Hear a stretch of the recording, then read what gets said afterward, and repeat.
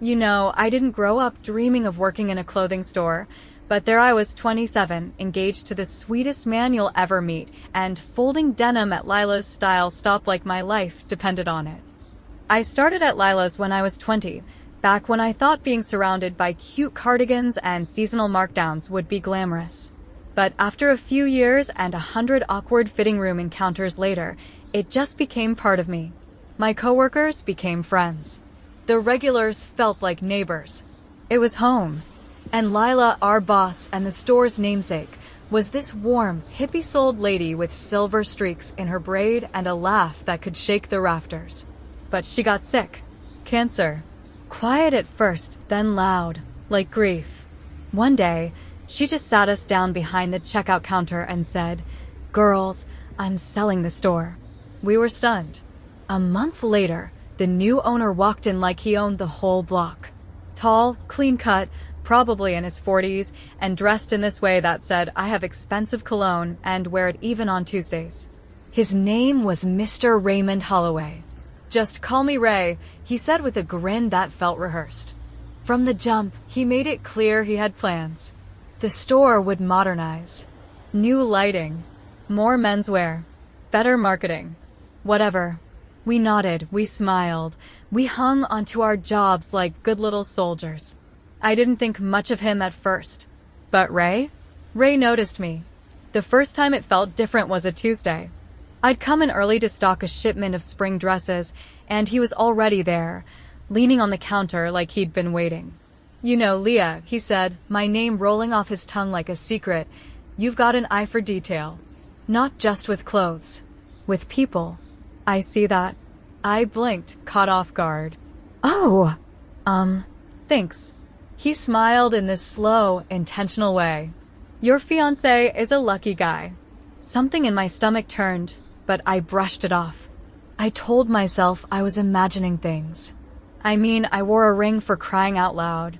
Gold band, delicate diamond, nothing flashy but so full of meaning. Every time I looked at it, I saw Ethan. His smile. The way he laughed with his eyes. The way he made grilled cheese like it was a sacred art. But Ray didn't stop. Compliments became conversations. Conversations turned into long glances that lingered too long. Then came the invitations. "Drinks after work?" "No, thank you. I've got dinner plans." "Lunch then." "Just us two." I packed my lunch. "Maybe something nicer than a turkey sandwich, huh?" I laughed politely. Always politely. But inside, I was building a wall. He wasn't aggressive, not at first. Just persistent. And every time I turned him down, the air in the store got thicker. He stopped saying good morning. He criticized my scheduling. Said I wasn't as sharp lately, like my rejections had rewired his opinion of me. But I didn't care. I had Ethan. I had a future. And nothing Ray Holloway could offer compared to that. At least, that's what I thought. If you've ever worked retail, you know the back room is more than just a storage space. It's a confessional booth, a lunchroom, and a therapy couch rolled into one. That week, I found myself retreating there more often, needing space, needing air. Ray was tightening his grip, not just on me, but on the store. "You okay, Leah?" Sandra asked one afternoon, peeling open her yogurt while I sat there trying to breathe past the tension in my chest. "Just tired," I said with a small shrug, staring down at my half-eaten granola bar. "Been a long week." She nodded like she didn't believe me. "He's been watching you." I looked up.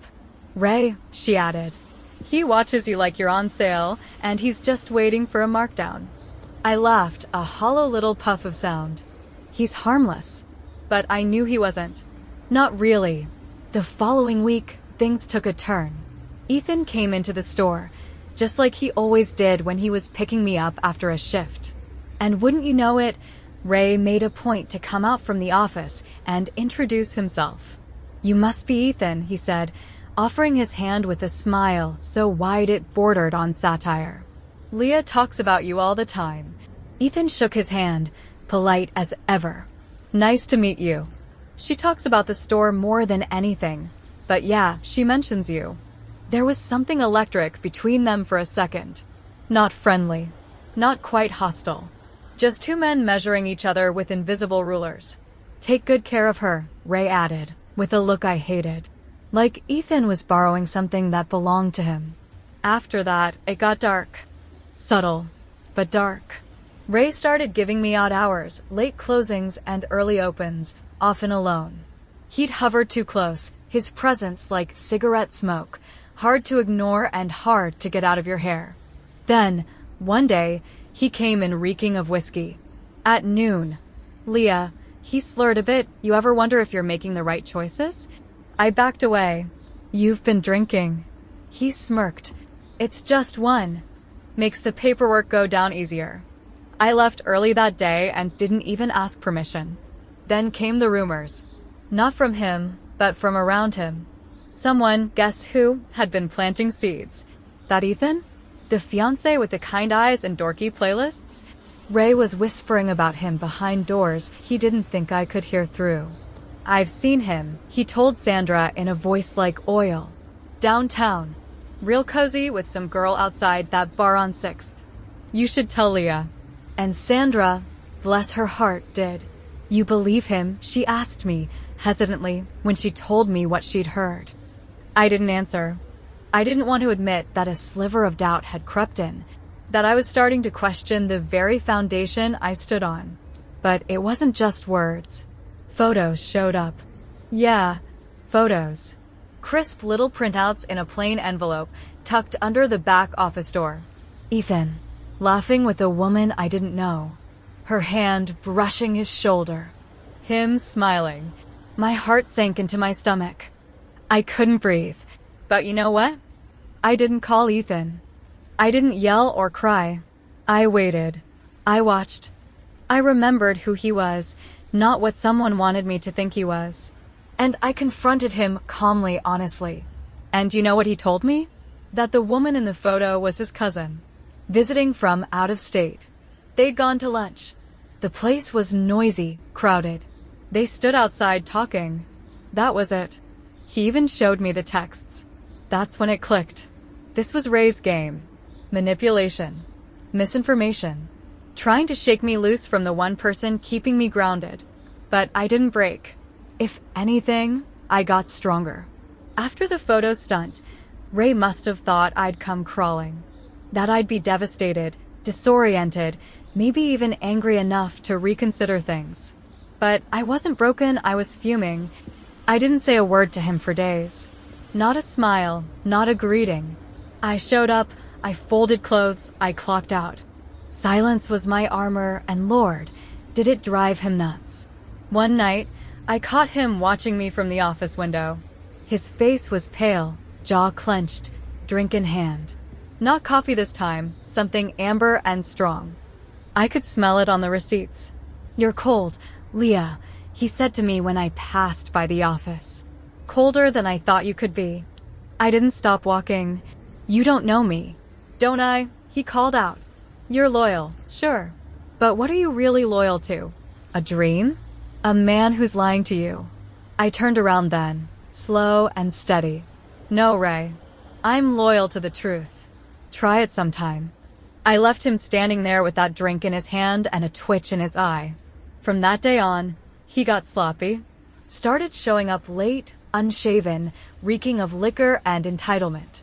The store was changing, and not in the ways he promised. Customers noticed. Inventory went missing. Orders got delayed. Returns were mishandled. It was a sinking ship, and Ray was the drunk captain, steering it straight into the rocks. But you know what hit the hardest? He started slipping personally. One day, I came in and found him asleep in the back room on a pile of scarves, of all things. I should have felt sorry for him, but all I could think was, this man tried to ruin me. Then the checks started bouncing. One of our girls, Morgan, didn't get paid. She cried in the break room, crumpling her stub in her hand. I sat with her on that worn vinyl couch, my stomach churning. Ray blamed bank errors, but we knew better. Eventually, word got out that the store was being sold again. I didn't believe it until I saw the letterhead myself. It was taped to the staff bulletin board, like some kind of sick joke. Effective May 1st, ownership of Lila's Style Stop will transfer to Ms. Veronica Caldwell. The name stopped me cold. I knew that name, because a week earlier, I'd overheard Ray drunk dialing someone, shouting into his phone. Veronica, you think you're better than me? You always did. Well, guess what? I made something of myself. I don't need you anymore. Turns out, Veronica Caldwell was his ex-wife. And now she owned the store. I'll never forget the first time I saw her. Veronica. She walked into the store like she was walking onto a runway, black heels clicking on the laminate floor, trench coat still buttoned up though it was 70 degrees outside, sunglasses on indoors. The kind of woman you just know doesn't ask for permission. She simply shows up and takes what's hers. "Hi," she said, casually glancing around like she was inspecting a museum she might buy. "I'm Veronica Caldwell. I own this place now." Just like that. She peeled off her sunglasses and looked directly at me.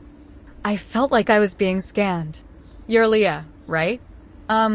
Yes. I've heard about you." That made my spine stiffen. She smiled. "Relax. I'm not here to fight you." And then, as if summoned, Ray stumbled out from the back. His shirt was wrinkled, half-tucked, and he smelled like he hadn't met soap in at least 2 days.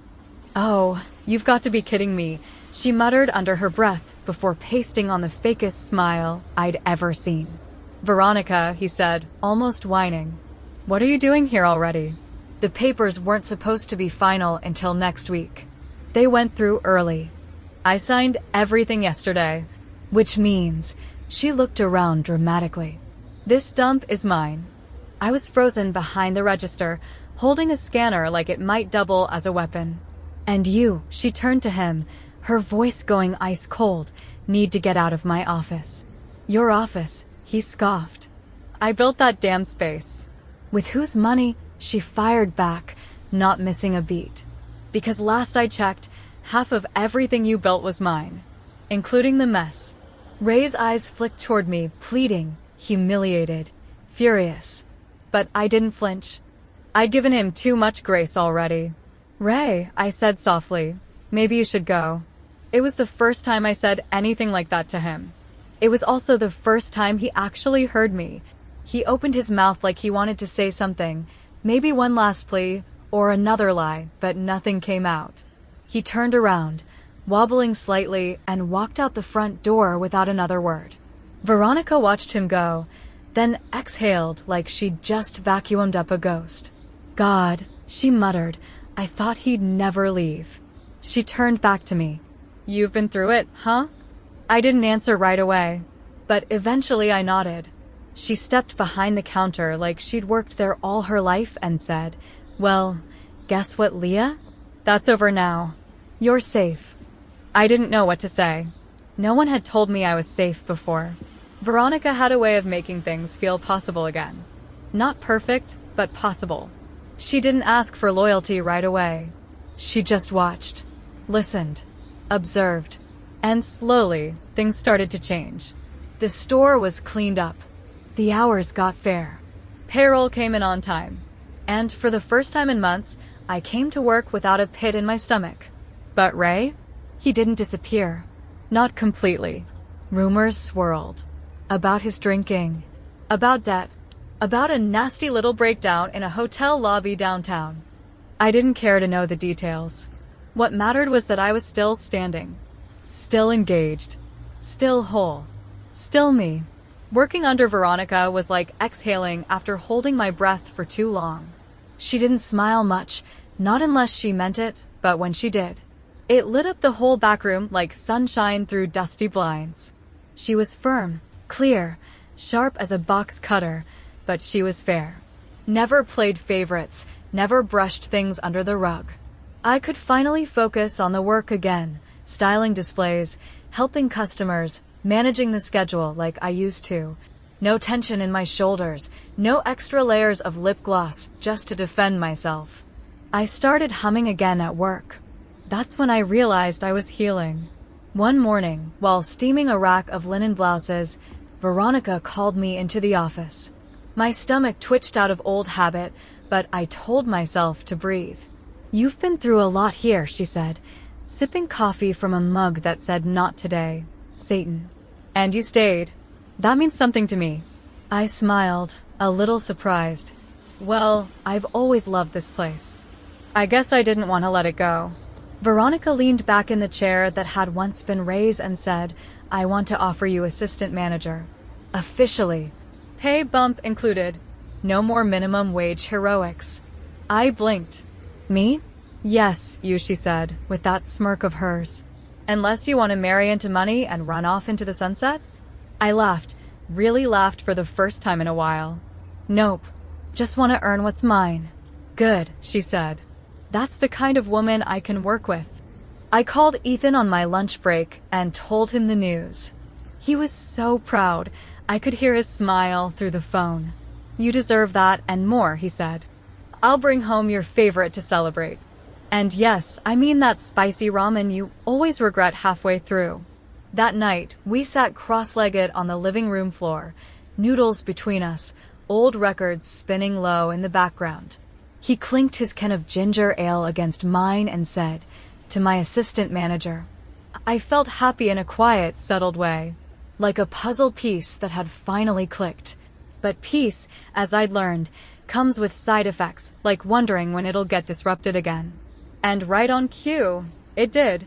A few days later, a bouquet of red roses showed up at the front desk. No card. No delivery name.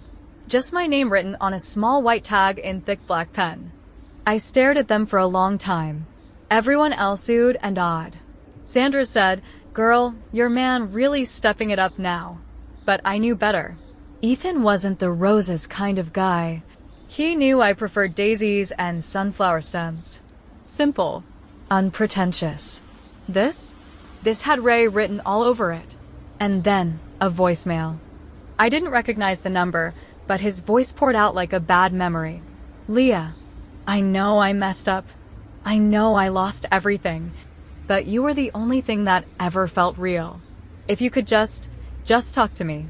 Just once. I need to see you. Please." I deleted it before it finished. But my hands were shaking.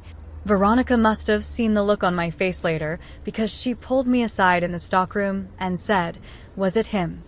I didn't have to answer. "I'll take care of it," she said. "Trust me." And for some reason, I did. It happened on a Wednesday. Not a stormy night. Not some dramatic, rain-slicked parking lot confrontation. No, it was just a regular Wednesday afternoon. Clear skies.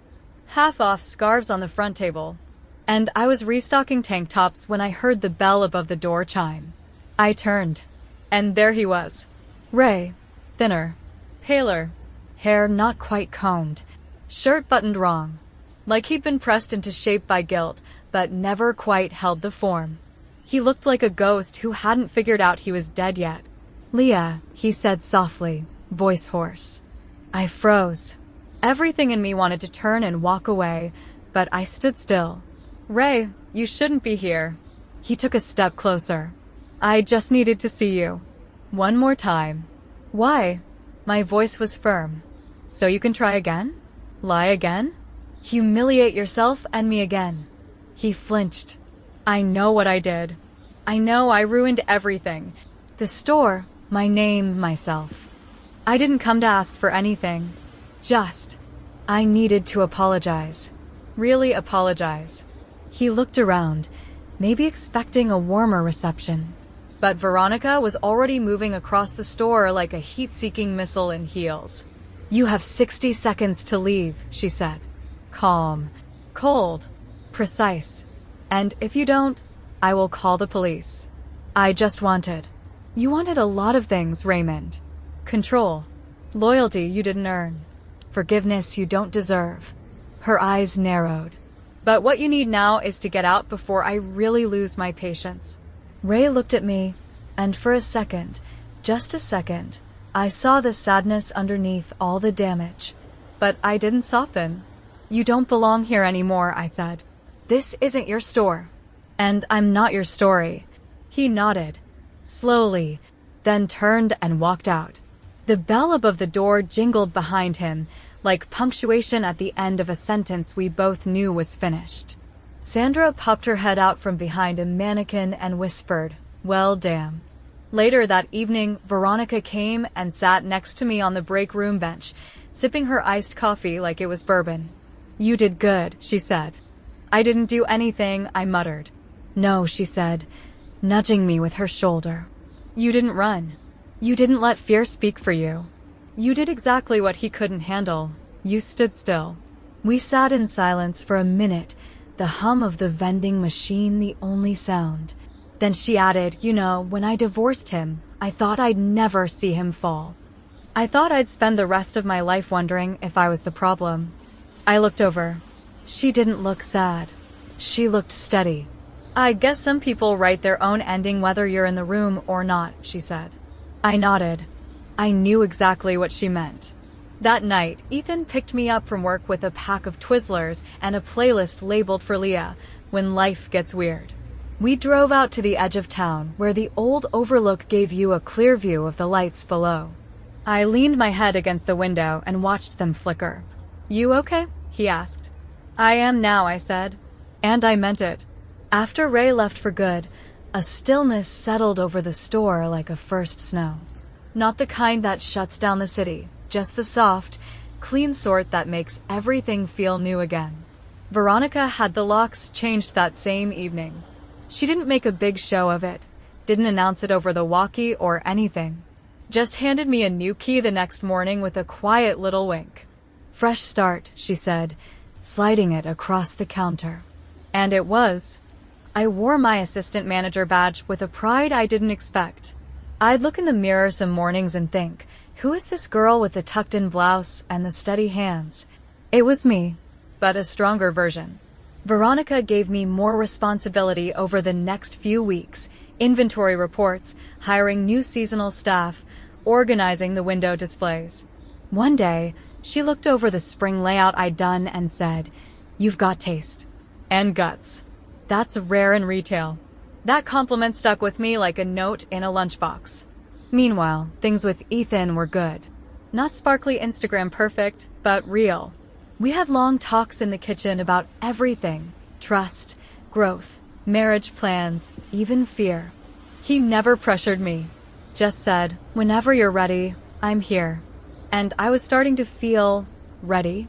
One quiet Thursday, we were closing up late after a new shipment arrived. Veronica stayed behind to help, something Ray never would have done in a million years. While we unpacked blouses and jeans, she said, "Can I ask you something kind of personal?" I looked up, surprised. "Sure. Why didn't you leave?" The question hit me in the ribs. I leaned back against a box of sandals and exhaled slowly. "I think because I didn't want him to win," I said. "Because this place mattered to me before he got here. And because I knew I wasn't wrong. About Ethan. About myself."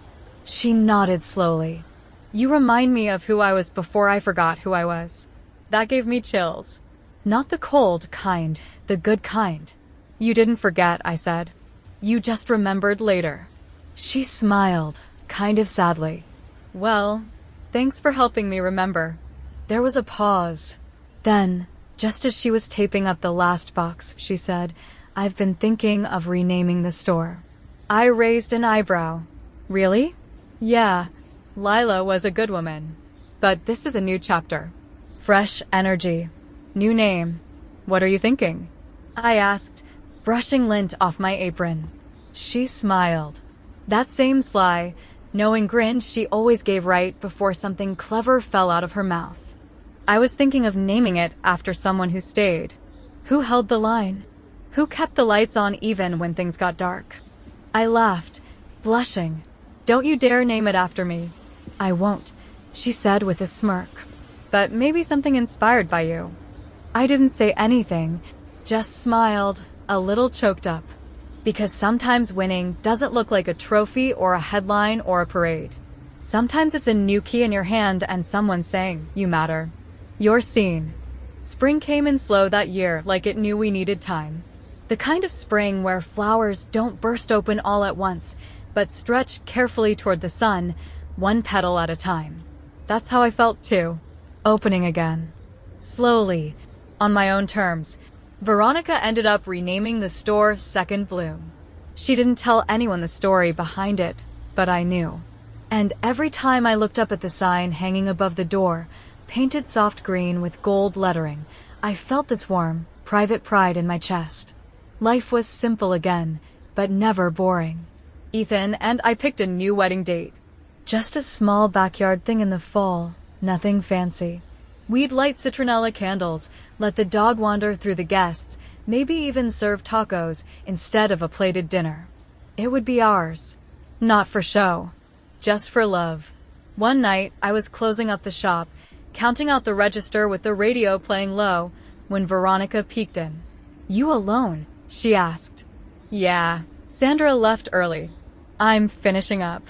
She walked over and set 2 ice cream sandwiches down on the counter.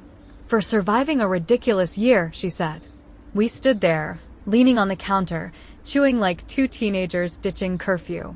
"You know," she said, unwrapping the paper, "I used to think being strong meant being cold. Unreachable." I looked over at her. "But it doesn't," she continued. "Turns out strength's a lot messier. It's saying no even when your voice shakes. It's choosing love when bitterness would be easier." "I get that," I said. "I used to think loyalty meant staying silent. Letting people treat you however they wanted, just because you knew they were broken. But love and loyalty? They're not the same thing." "No, they're not," she said, raising her ice cream like a toast. "Here's to learning that the hard way." We clinked sandwiches like they were champagne glasses and laughed like we'd earned it, which, let's be real, we had. The next morning, I opened the store early. The sun was just brushing the tops of the windows, and everything looked a little softer, a little kinder. I stood in the middle of the sales floor, looking around at all we'd rebuilt. The new displays, the fresh paint, the better lighting, and the women who came in not just to shop, but to talk, to find themselves again in a blouse that fit just right or a pair of jeans that made them feel tall. That's what we were doing here now, helping women feel strong again. And not one person could take that from us. A little bell rang above the door. First customer of the day. I smiled, straightened my name tag, and walked forward. "Good morning," I said. "Welcome to Second Bloom."